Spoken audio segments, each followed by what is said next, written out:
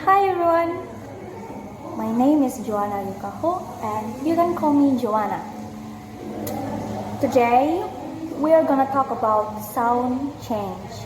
But before we start, let me introduce some of my friends that they are helping me about this presentation and material. They are Fiona Naulu, Christine Manu, Mila Lengu, Salvatore Syukur, Ingrid Jami, Juanino Jimenez, and the last one is Petronella Teva. As I told you before, now we are going to talk and learn about sound change part 1. What? Part 1? Yes. Because the next group still discuss about sound change too. Here I also note 5 elements for today. They are, of course, introduction, Grimm's law, from Grimm's law to Werner's law, the regularity hypothesis and neo-grammarians, and the last one is some types of sound change. Well, without any further ado, let's get started. What is sound change? In historical linguistic, sound change is the change of a language pronunciation over time.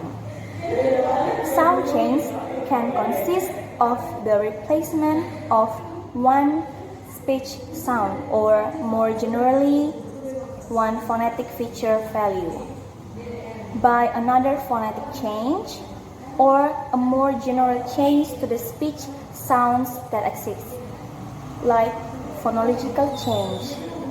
Well, such as merging together two sounds or creating a new sound. So, speech sounds can be completely lost of the affected sound, or a new sound could be created a place where there had been none. Grimm's law, a major breakthrough in comparative Indo-European linguistics, came when the Danish scholar Rasmus Rex and following him the German linguist Jacob Grimm began to take a closer look at the relationship between the Germanic language and the rest of Indo-European. Recall that William Jones, in his famous pronouncement of 1786, had got his bets as to whether Germanic was related to Sanskrit or not. John's reasons was that Germanic looked very different from the classical language, Greek, Latin, and Sanskrit, especially in the way it was pronounced. For instance, where the classical language had voice stop, as in Greek Adomai, Latin Edo, Sanskrit Atmi, and in English it. The Germanic language had voiceless ones, as in English it, Gothic Iten, or even sibilants, as in Germanic essence. At the same time, some Germanic words seem to preserve the voice stop of the other Indo-European language, such as English they, corresponding to Latin dies. But again, German differed by offering a voiceless stop in its cognate tongue. The purpose of Rex and Grimm's work was to elucidate more clearly the relationship between Germanic and the classical Indo-European language, and to show that Germanic was in fact part of the Indo-European language family. The result of the work, published in 1818 and 1819, was twofold. First, the work succeeded in establishing once and for all that the Germanic language are part of Indo-European. Secondly, it did so by providing a brilliant account for the difference between Germanic and the classical language in the terms of a set of amazingly systematic sound chains and a similar set of sound chains differentiating German from the rest of Germanic. To simplify matters, let us concentrate on the sound change differentiating all of Germanic from the rest of Indo-European. The discovery of this set of systematic change has been so influential in the development of historical linguistics that the name soon attached to it, Grimm's Law, has become a stock expression for everyone interested in language change and linguistic relationship. The name actually is a missioner. Grimm's was so successful in formulating the change and in marketing them that he received the recognition of having the law named after him, at least outside the German-speaking countries. In the German, the law is more commonly known as the first Germanic sound shift. To distinguish it from a similar vowel shell remaking of the Germanic stop system in Old High German, often referred to as the second or High German sound shift. Having talked so much about Grimm's Law, let us see how it operates. Let us begin with a brief look at the difference between Germanic, represented here by Gothic and Old English, and the classical Indo-European language, concentrating on the initial consonant. So now let's see how Grimm's Law operates, and also here you can see the example of sound chains and the 3 points of Grimm's Law. So we come to the first point. There is voiceless stops become voiceless fricative. For the example, point A, we can see for the word father, in classical Greek we have pater, and in Latin we have pader. In Sanskrit we have pita, and when it comes to Gothic we have father, and then when it comes to the classical English we have father.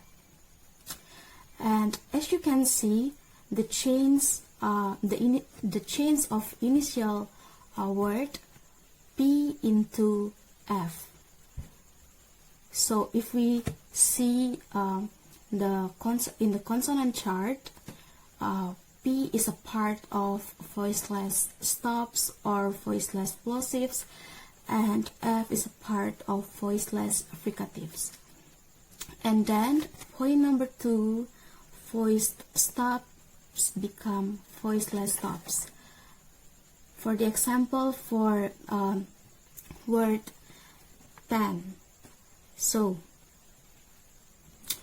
in classical Greek we have deca, and then in Latin we have decem, in Sanskrit we have dasa, in Gothic we have taihun, and then in classical English we have ton.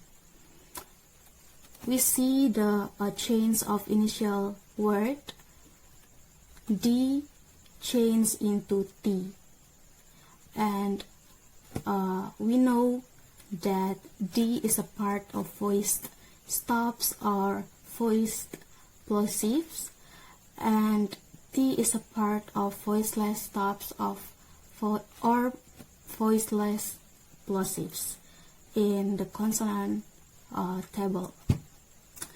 And we move to the last point, voiced aspirated become voiced stops or voiced fricatives. So for the example, we have I carry in English. In classical Greek we have pero, and when it comes to Latin we have vero, and then it changes into barami. It changed to barami when it comes to Sanskrit, and then in Gothic we have baira, and in classical English we have beru. And we know that PH, TH, KH, BH, DH, and H is a part of voiced aspirated, and D, B, and G is a part of voiced voice stops or voice plosives. So we can see how the word changes. This is measured in the initial words, initial words, and this change is not applied only to some words, but also affects in hundreds of other words. I am Yolanda Elizabeth Lengu. I want to explain about Armenian Shansiv and Southern Bantu Shansiv. The verse about Armenian Shansiv. Armenian had a similar swimming sound shift. There are some examples about it, especially Greek, pater, Latin, pater, Sanskrit, pita, and higher, and Armenian, higher. That means the father. She in initial consonant. Some of Armenian consonant change underwent father change, such as P and H. And the next about Southern Bantu sound shift. There are some examples about it, especially Proto-Bantu, Kama, Kusah, Kama, and Soto, Sama. That means the ring. Southern Bantu Shansiv is a similar change but restricted voiceless to the voiceless stops. In Grimslaw, affecting voiceless stops has been discovered in 7 consonancy of Athabaskan. The such change need not be limited to a change or excited, in which voiceless stops are shifting toward fricatives.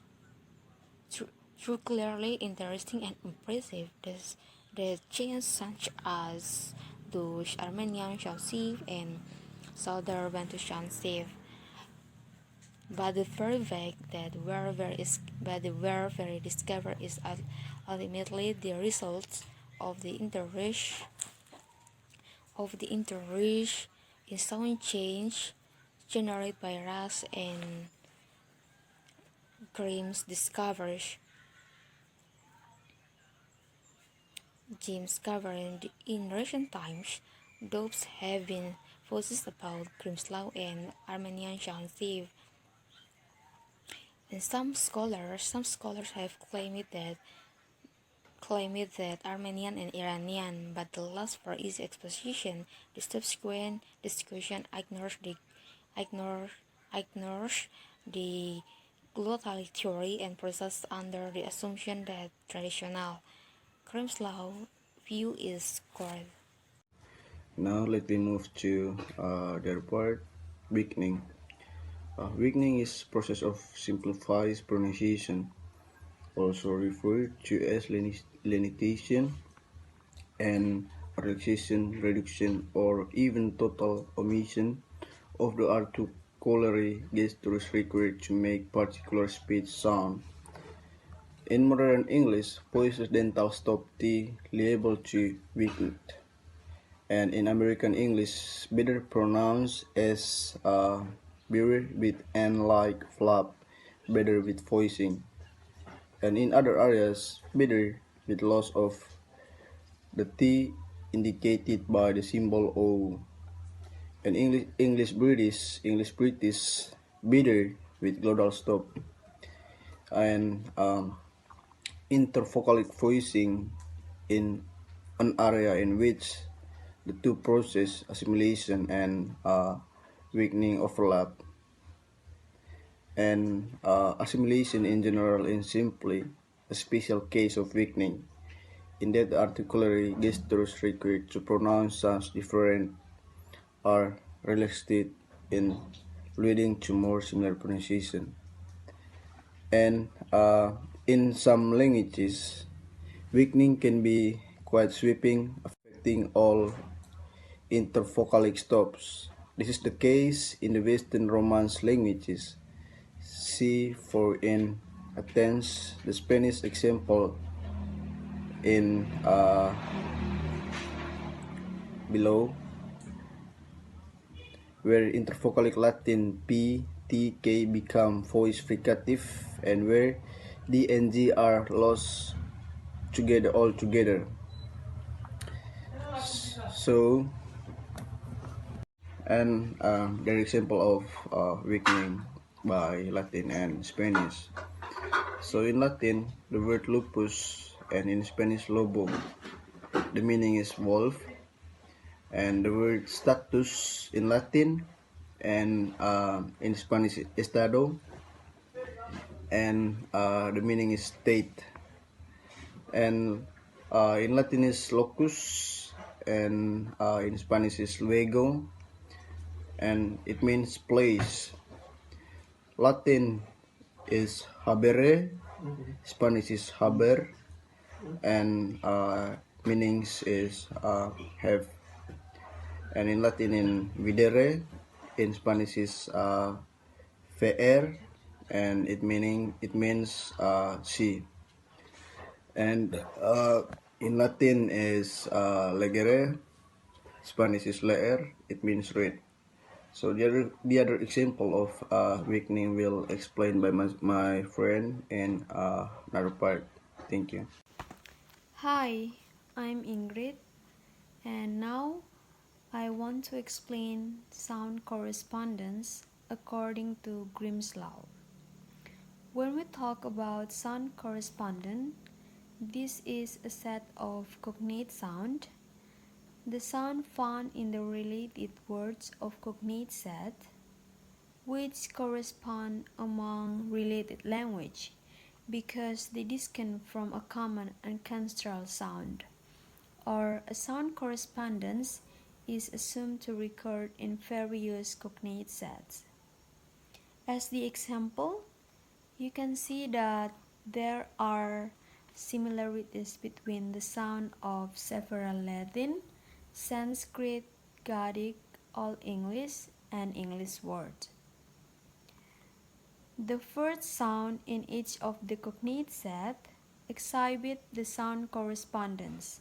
For example, many languages have changed P to V.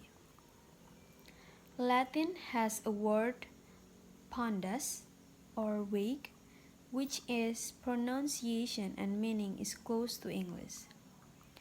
Pond as All English pond. If the two words were inherited from Proto-Indo-European, the English word would be a double exception to Grimm's law, since neither the voiceless stop nor the voiced one would have changed. We move to point 2. As you guys know, etymology is the source of a word, or the study of the source of specific words. An example of etymology is tracing a word back to its Latin root. So here I want to explain how etymology can clear some of the apparent exception to Grimm's law. There are part of a large amount of vocabulary exchange between Latin and Grammatic during the time of Roman expansion into Germanic territory and the slightly later return visits of the Germanic tribes. Among the words going from Germanic to Latin and its descent is the word of soap. Example, Proto-Germanic as sapon, English as soap, Germanic as savvy. This is how Grimm's law borrowings and manage those words. And we move to point 3. Werner's law describes a historical sound change in the Proto-Germanic language, where B consonant that would usually have been the voiceless fricative, following an unstressed syllable, become the voice fricative. The law was formulated by Karl Werner and first published in 1877. The change responsible for the voice outcomes come to be called Werner law. Now, as example number 8 show, this distraction between voiced and voiceless outcomes is not restricted to Proto-Indo-Europe voiceless thought. Keeping in mind this various factor as well as some others which in would take too long exemplify. So Venus law can be formulated as follow. They are not initial, what precede and follow them is voiceless, and the last one is the pi or Proto-Indo-Europe accent is not on the immediately preceding syllable. After Fairness law case to operate, the accent shifts to the syllable root of the word which, in most cases, coincides with the initial syllable. It is the things that obscure of the state of Fairness law accent and consequently make it very difficult to recognize. If GL stands for Grimm's law, VL for Fairness law, and ES for the early accent shift to the initial or root syllable, we can illustrate the way the three process interacts. As example, number 10 show only the previous GL sequence VL before as will give correct result for another. In the example number 10 with the asterisk is wrong or not sequence. Situation like this where only one sequence of change will yield the correct result establish what linguistics call a relative chronology. Even when we cannot be sure about the absolute chronology, at least able to demonstrate the relative ordering when looking at demonstration of the type number 10 until number 10 with asterisks. The influence of Fairness law and historical linguistics was profound. The fact that the law was conditioned by phonetic factor previously not considered even remotely relevant stimulated the linguistic community to pay much greater attention to find phonetic details that had been examined in early studies. And this closer look at the factor that conditional sound change has greatly enriched our understanding of language history. The regularity hypothesis and the neo-grammarians. Aside of stimulating greater attention toward the phonetic conditions of sound change, the Werner's law also kind of giving solutions to the problem that we can found in the Grimm's law. It made the Grimm's law grow stronger and it can affect every word possible. The slogan sound change is regular is understood by the young linguists at the Leipzig University as absolutely regular without any additional context. They then proposed this new view on the nature of sound change as theirs, and also they claim it as the regularity hypothesis, and after that they are known as the neo-grammarians or Junggrammatiker in German by in the term of regular, sound change refers to the changes in the sound that are not conditioned by the non-phonetic facts. For example, in the Old English, the word cows plural used to be kind, but as we all know, in the modern English, the plural form is of the word cow is cows. But it doesn't mean that the other word with the same building character have to be changed too. For example, the word wine doesn't need to be changed to the word wows. Tabooed words are also deliberated to the more polite ways of saying it. For example, friggin' from that word. It doesn't mean that the other word with the same character buildings of the word, for example, the word tucking, doesn't need to be changed to the word friggin'. Places or environment can also be a factor of sound change. For example, people from the UK might have miscommunication with people from the US. It pretty much proves that people's habit of speaking can also affect sound changes. These kind of sound changes are not restricted in modern English since it's getting more open. Moreover, they've taken place at all stages of language, so it shouldn't be a problem. So, let me make it clear. First, Neo-grammarians is a group of German historical linguists and classical scholars who first gained prominence in the 1870s. Were especially important because of the rigorous manner in which they sound correspondences in the Indo-European languages. In the 20th century, historical linguists have successfully extended the application of the theories and methods in the 19th century to the classification and historical study of non-Indo-European languages.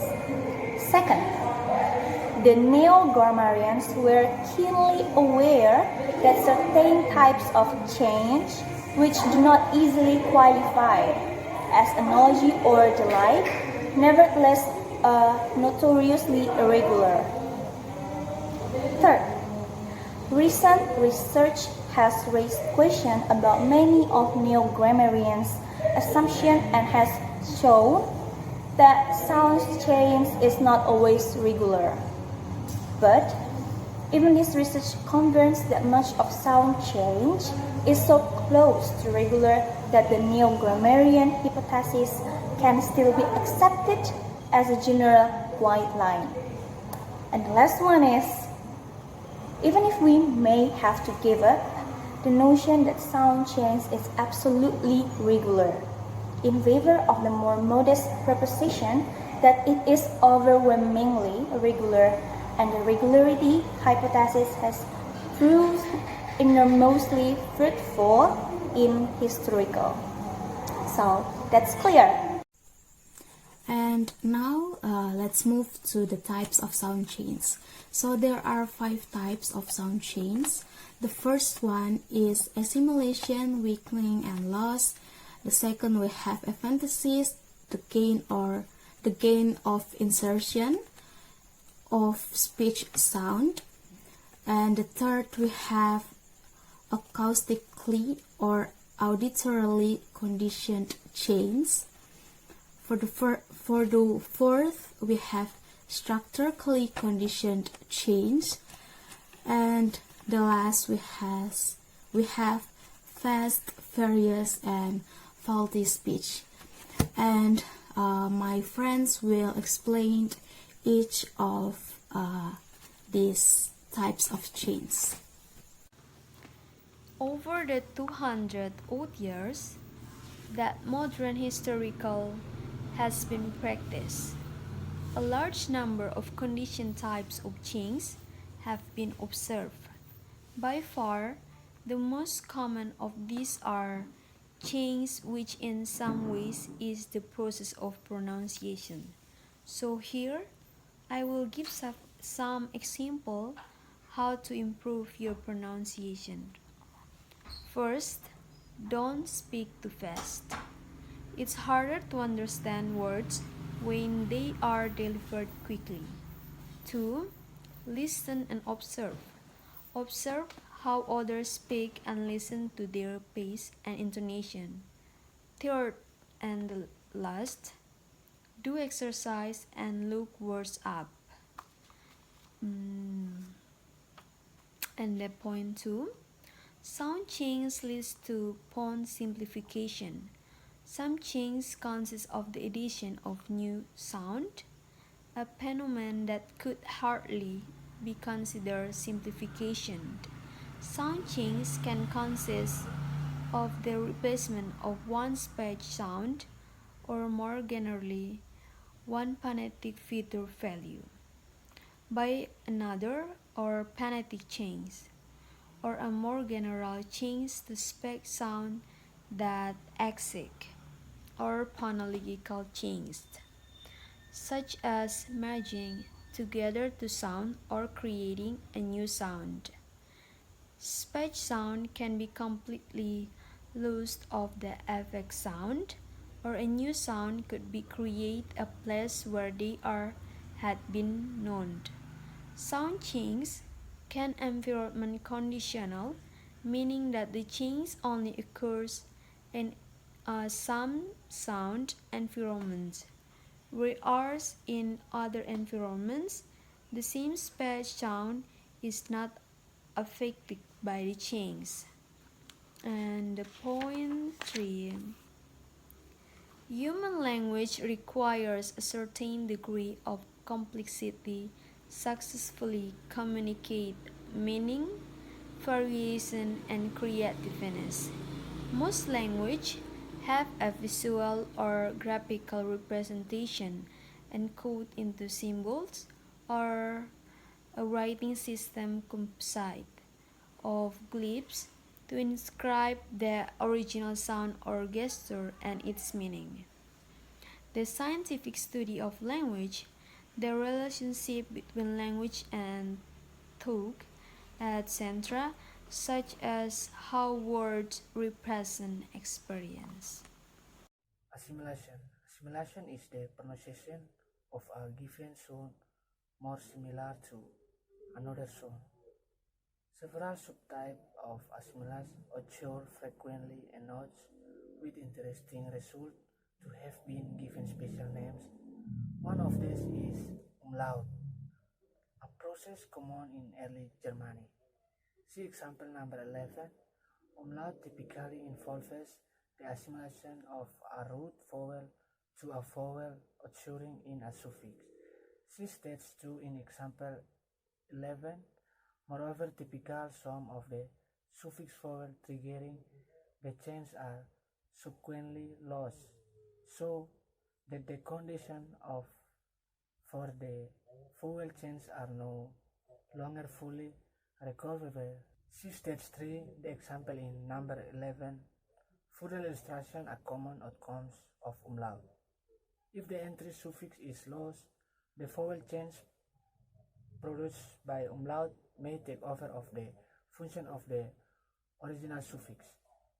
In this case, the function of indicating plurality, many of the irregular plurals of modern English owe their origin to. Okay, there are some examples in the slide. A project in some ways similar to umlaut is palatalization. Nah, based on the slide, you can see in the slide the change typically produces in three stages. The first stage without assimilation is followed by a stage in which a class of consonants, mainly dentals or fillers, and the second stage, assimilation to following from vowels producing palatalization consonant or indicated by superscript y, and then in a final stage at which some of the triggers for the change are large. At the time, the palatalized consonant tends to become a palatal which, in turn, has a strong tendency to change into sibilant or fractive. And the next stages of the palatalization are found in many English borrowings from French, because French palatalization was a conditional process. which took place only before front vowel.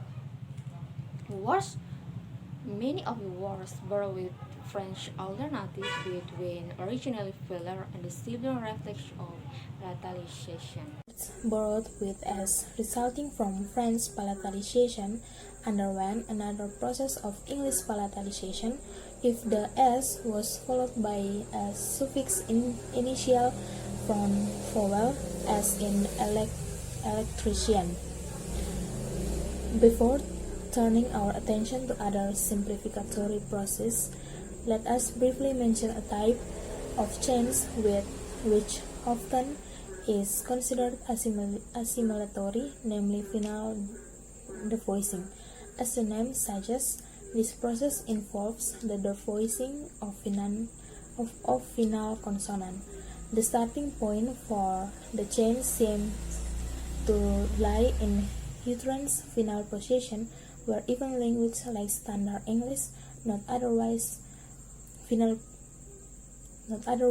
known to have final devoicing, exhibit a slight degree of devoicing. In many other languages, such as German and Russian, the change goes further and leads to a complete merger of voice stop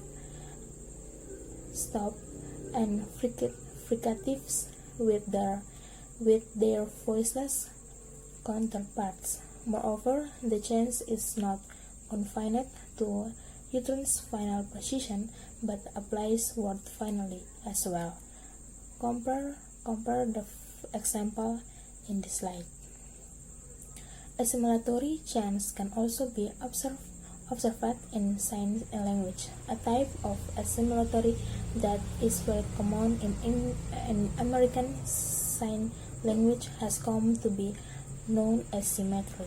For instance, the sign for angry once consists of one hand moving away from the waist.